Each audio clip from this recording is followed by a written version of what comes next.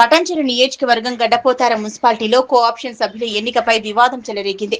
ఈ సందర్భంగా నారబోయిన సరితా శ్రీనివాస్ తీవ్ర ఆవేదన వ్యక్తం చేశారు.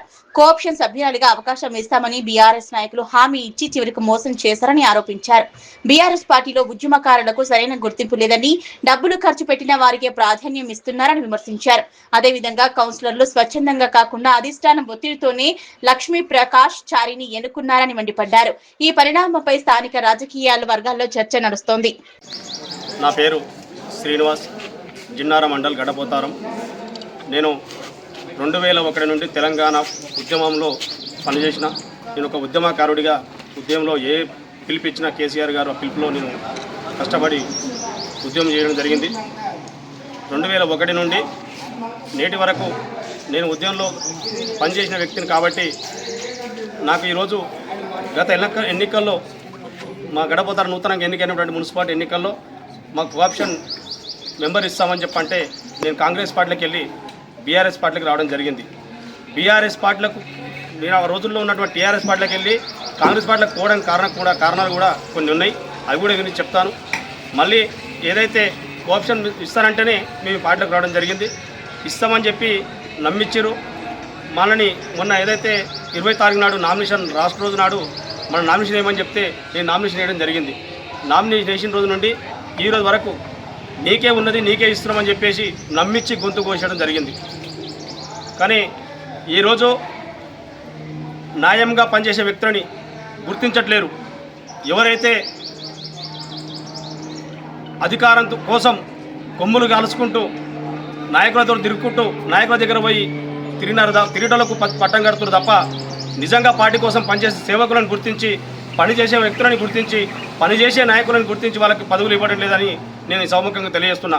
నేను 2001 నుండి తెలంగాణ ఉద్యమంలో ఎంతో కష్టపడి ఉద్యమం చేసేవాడిని.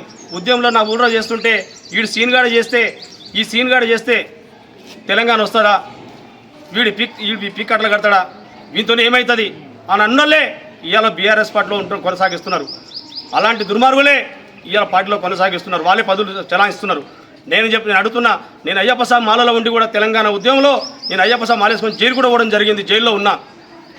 పార్టీ గుర్తించింది, నాకు ఎంపీటీసీ టికెట్ ఇచ్చింది. ఎంపీటీసీ టికెట్ ఇచ్చే టైంలో కూడా ఇదే ప్రకాశం చారి ఇవ్వకుండా నన్ను అడ్డుకోవడానికి ప్రయత్నాలు చేసిండు. కానీ గౌరవనీయులు మా శాసనసభ్యులు గూడ మైపాల్ రెడ్డి గారు నా కష్టాన్ని గుర్తించి, నా సేవని గుర్తించి నాకు టికెట్ ఇవ్వడం జరిగింది. ఎమ్మెల్యే గారు ఆ టికెట్ ఇచ్చిన వెంటనే కొందరిని పక్కన పెట్టుకొని నా ఇంటనే ఉన్నట్టు చేసి, నాకే సపోర్ట్ చేసినట్టు చేసి ఇదే ప్రకాష్ చారి గారు వేరేటోళ్లతో ఫోన్లో మాట్లాడుకుంటూ నాకు ఎంపీటీసీ గెలవనీయకుండా చేసిన వ్యక్తే ఈ ప్రకాష్ చారిని కూడా తెలియజేస్తున్నా.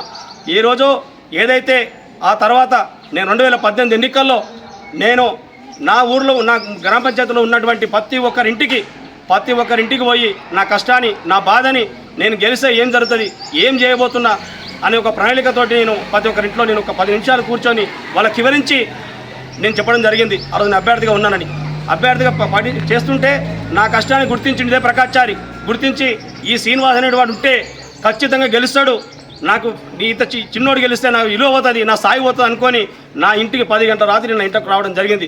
వాళ్ళ కుమారుడైనటువంటి శ్రీనివాస్ చారి నా ఇంటికి నన్ను అటాక్ చేసి ఇంట్లో కూర్చోబెట్టి నన్ను మెప్పించి 10 గంటలకు కూర్చుంటే 3 గంటల వరకు, తెల్లవారుజామున 3 గంటల వరకు నన్ను నొప్పియడం జరిగింది. అయినా నేను మాట వాగ్దానం ఇవ్వలేదు.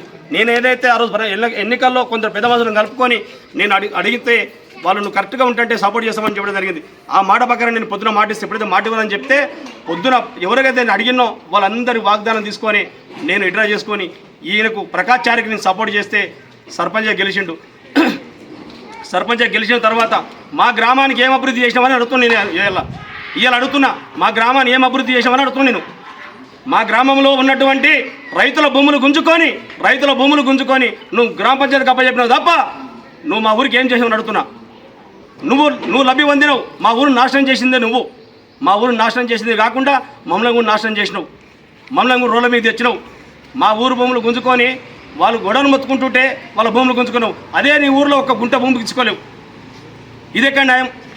మేము ఏమడుతున్నంటే భూములు గుంజుకునే తప్ప అభివృద్ధి చేసిన చూపు. నువ్వు ఏ ఊర్లో ఈ 4 గ్రామాలలో అల్లీనగర్ కానీ, గడ్డపోతారం కానీ, కిష్టాపల్లి కానీ, చెట్లపోతారం కానీ ఎక్కడ రోడ్లు వేసినా చూపి. ఒక సీసీ రోడ్ లేదు, ఒక